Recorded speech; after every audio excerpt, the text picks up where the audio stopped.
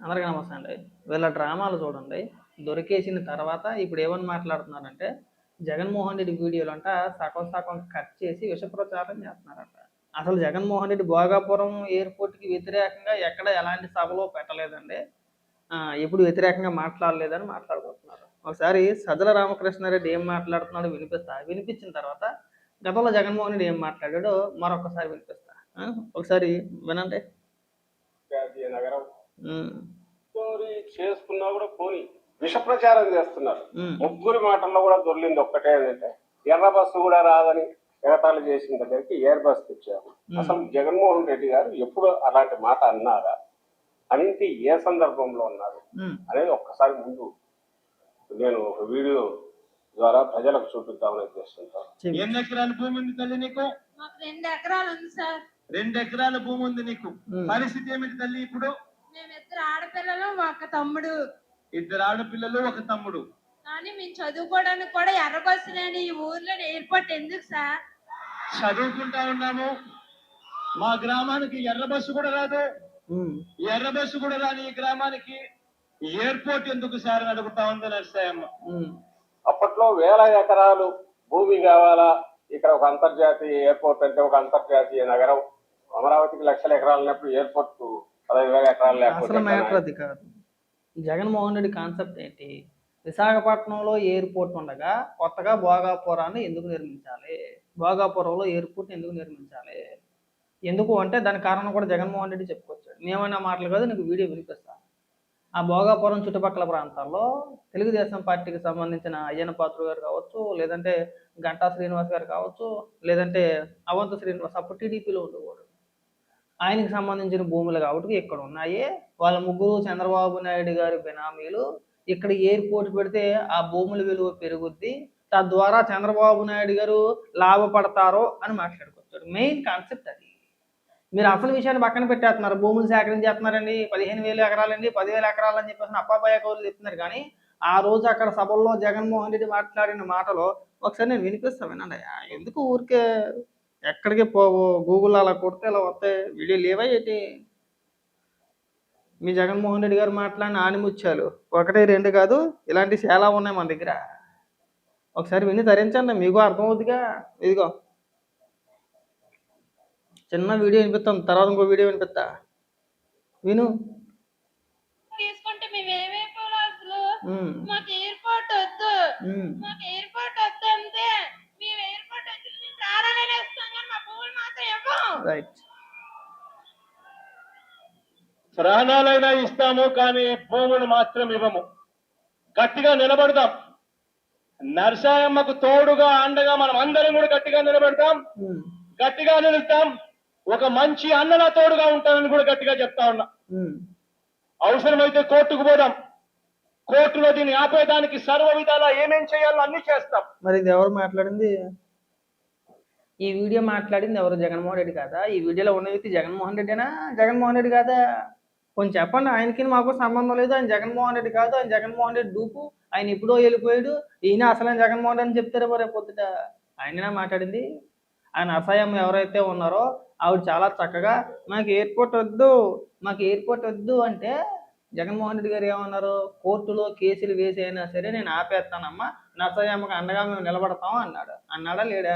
Right. రెండో video చెబుతా, ఎందుకంటే మళ్ళీ ఇది కూడా మీరు ఎడిటింగ్ కటింగ్ అంటారేమో. ఇంకొక వీడియో ఉంది, అందులో చాలా స్పష్టంగా ఉంటది, ఒకసారి వినండి. పక్కన విశాఖపట్నం ఎయిర్పోర్ట్ ను అభివృద్ధి చేసుకునే అవకాశాలు పూర్తిగా ఉన్నాయి.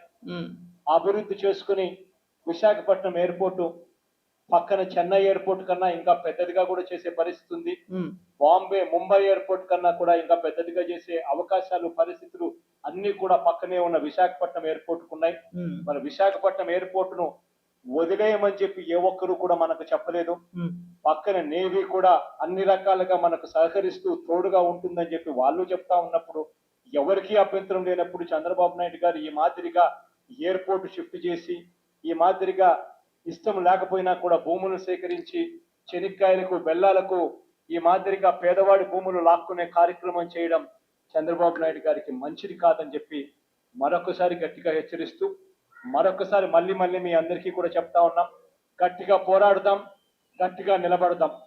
ఇంకొకటి కూడా చెప్తా ఉన్నా, కోర్టుకు కూడా పోదాం, కోర్టులో కేసులు వేసైనా కూడా గట్టిగా దీన్ని ఆపే కార్యక్రమం చేద్దాం. ఎట్టి విన్నావా?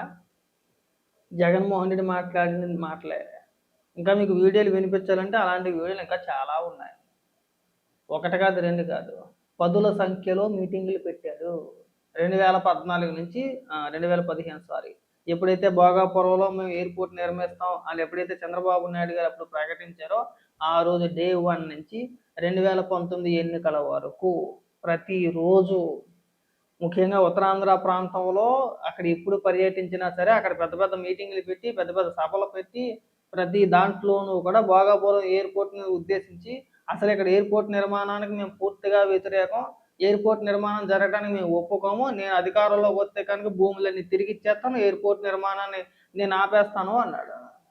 మరి దానికి సమాధానం చెప్పండి అయ్యా. ఊరికే ఎందుకు ఎడిటింగ్లండి గ్రీటింగ్లండి, అంత అవసరం ఏముందండి? అది జగన్మోహన్ రెడ్డి కాదా?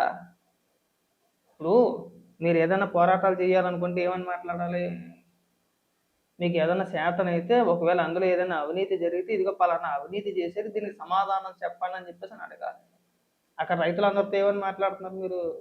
నేను వస్తే మీ భూములన్నీ తిరిగి ఇచ్చేస్తాను, ఈ ఎయిర్పోర్ట్ని ఎలాగైనా ఆపేస్తాను, కోర్టులో కేసులు వేస్తాను అని మాట్లాడింది మీరు కదా. దాదాపు 130 కేసులు వేశారు మీరు ఆ ఎయిర్పోర్ట్కి సంబంధించి. మళ్ళీ మీరు అధికారంలోకి వచ్చిన తర్వాత వేసింది మీరే కాబట్టి ఆ 130 కేసుల్ని విత్డ్రా చేసుకున్నారో మరి సాల్వ్ చేసారో ఇంకోటో తెలియదు. ఆ 130 కేసుల్ని పరిష్కరించి తర్వాత 2023లో ఏదో మీరు సొంతంగా మీరే అంటే మీరే శ్రీకారం చుట్టి శంకుస్థాపన చేసినట్టు ఒక బిల్డప్ ఇచ్చారు, ఒక కవరింగ్. 14 నుంచి 19 వరకు పనులు ముందుకెళ్లకుండా చేసి కోర్టులో కేసులు వేసి అనుమతులు రాకుండా అన్ని ఎన్ని రకాలుగా అడ్డుకోవాలో అన్ని రకాలుగానే అడ్డుకునే ప్రయత్నాలు చేశారు. కానీ వర్కౌట్ అవ్వాలా. 14 నుంచి 19 మధ్యలోనే అప్పుడే చంద్రబాబు నాయుడు గారు అధికారంలో ఉండగానే ఎయిర్పోర్ట్కి సంబంధించిన అనుమతులన్నీ కూడా తీసుకొచ్చారు. మనోడు చేసింది ఏమీ లేదు. 2019 ఎన్నికల ముందు శంకుస్థాపన కూడా చేశారు. మరి అందరూ మీరు చేసింది ఏముందని అడుగుతున్నా. ఇక్కడికి వచ్చి ఏమని మాట్లాడుతున్నారండి? లేదు నేనే కట్టాను. ఎలా కట్టారు, ఎప్పుడు కట్టారు, ఎప్పుడు ఆలోచించారు, ఎప్పుడు ప్రకటించారు? దానికి సమాధానాలు ఉండవు. ఇవాళ ఓపెన్ అవ్వగానే క్రెడిట్ మొత్తం జగన్మోహన్ రెడ్డికి ఇచ్చేయాలట. అసలు ఏ విధంగా ఇస్తారండి? వద్దని చెప్పేసి అని వ్యతిరేకంగా అన్ని పోరాటాలు చేసిన వ్యక్తి గట్ట ఇవాళ క్రెడిట్ ఇచ్చేస్తారా? కనీసం మాట్లాడడానికి మీకైనా సిగ్గు ఉండాలి, వినటానికి మాకైనా సిగ్గు ఉండాలి. ఇంకెప్పుడు కూడా ఇలాంటి పనికి మాలిన రోత డైలాగులు కొట్టవద్దు సజ్జల. అది గుర్తుపెట్టుకుంటే బాగుంటుంది. విని మాకు చిరాకు వస్తుంది, మీ మాటలు వింటే జనాలు నవ్వుకుంటున్నారు. ఇదేట్రా బాబు మరీ పిచ్చోళ్ళ మాట్లాడుతున్నారు, ఇంత అడ్డంగా వీడియోలతో దొరికేసిన తర్వాత కూడా గుడ్డిగా వాదిస్తున్నారని చెప్పేసి ప్రజలు నవ్వుకుంటున్నారు. ఇంక ఇలాంటి డైలాగులు తగ్గిస్తే మంచిది, అది మీకే మంచిది. ఇది గుర్తుపెట్టుకో బాగా.